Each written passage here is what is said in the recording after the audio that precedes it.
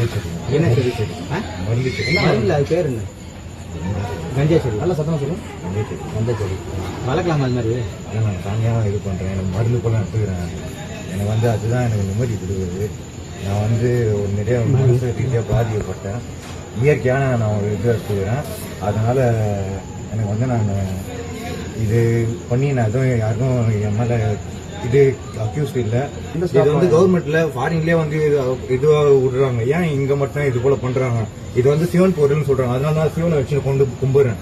நான் வந்து இப்போ கூட கோயிலுக்கு போயிட்டு சாமி இதெல்லாம் வாங்கிட்டு தான் வரேன். நான் எல்லா சாமியும் கும்பிடுறேன். Okay okay. இது நம்ம நாட்டில் வந்து இது அஃபென்ஸா இல்லையா? அது மட்டும் சொல்லுங்க. இது நம்ம ஊர்ல அஃபென்ஸ் தான். ஆனா இங்க பாத்தீங்கன்னா புனிதமான இடத்துல எல்லாம் இதெல்லாம் யூஸ் பண்ணிட்டு தான் இருக்கிறாங்க. அவங்க கவர்மெண்ட் அலோவ் பண்ணுங்க. இது வேணா எனக்கு புனிதமான பொருள் நான் புனிதமா தான் பாக்குறேன். அதுக்குதான் சாமியா வச்சு கும்பிடுறேன். கட்சியில எதுவுமே கிடையாது. நான் சப்போர்ட் பண்றேன். ஏன்னா 2 அரசியல இருந்து புதுசா ஒருத்தன் வரான். நான் சப்போர்ட் பண்றேன். யாருக்கு யாரையாவது நாங்க குடி போட்டோம்னா அவர் யாருக்கு சப்போர்ட் பண்ணுவோம்?